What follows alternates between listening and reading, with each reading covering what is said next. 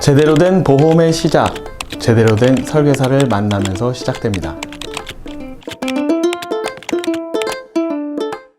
안녕하세요. 보험 제대로 하다 프라임에셋 이관우 보험 설계사입니다. 요즘 심심치 않게 화재 사고들이 SNS나 뉴스를 통해 우리들에게 들려지고 있는데요. 점점 날씨도 추워지고 또 여러가지 전기전자 제품들, 특히 충전을 필요로 하는 제품들의 사용이 많아지면서 화재에 대한 위험도가 높아지고 있습니다. 우리 모두 자나깨나 불조심. 화재에 대한 뉴스를 보실 때 가끔 이런 생각하시죠? 화재보험 하나 가입해야 되나? 화재보험 집주인과 세입자 중에 누가 가입해야 되지? 아파트나 상가, 오피스텔 등 매달 관리비에서 화재보험을 단체로 가입하고 납입하고 있는데 따로 추가로 가입해야 되나? 결론을 말씀드리면 모두 각각 가입하셔야 합니다. 건물주나 건물 관리 주체, 그리고 입주자 대표 등을 통해 관리되는 공동주택은 물론 집에 살고 있든 살고 있지 않든 집주인도, 전세나 월세 등으로 실제로 거주하고 있는 세입자도, 사업하시는 사업장도 마찬가지로 모두 각각 가입하셔야 합니다.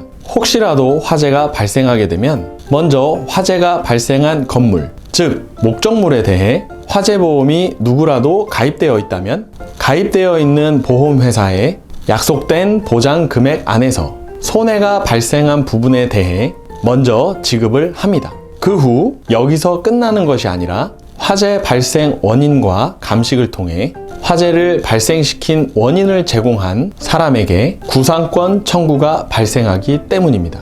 무섭죠? 구상권 청구. 집주인과 세입자가 있는 목적물에 화재가 발생했다고 가정을 하고, 만약 세입자분은 화재보험을 가입을 했고 집주인분은 화재보험을 가입하지 않은 상황이라면 먼저 세입자분이 가입한 화재보험에서 약속된 보장 금액에 대해 보험회사에서 먼저 보상을 해주고, 발생의 원인이 만약 세입자분의 사용상 책임이 있는 것이 아니라 건물의 노후나 관리 혹은 집주인의 과실로 화재가 발생한 것으로 밝혀진다면 세입자분이 가입한 보험회사에서 지급된 보험금에 대해 집주인분 혹은 책임이 있는 분에게 화재에 대한 벌금과 구상권 청구가 발생하게 됩니다. 거꾸로인 상황도 마찬가지입니다.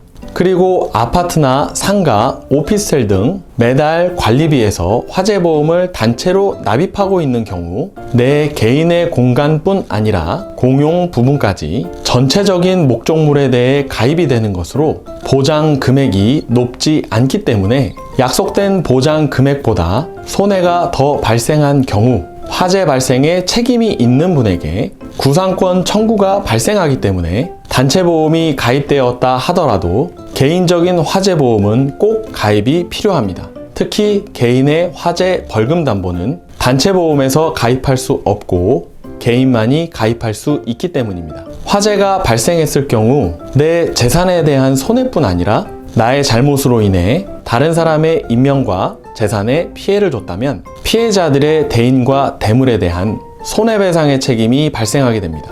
화재 배상 책임.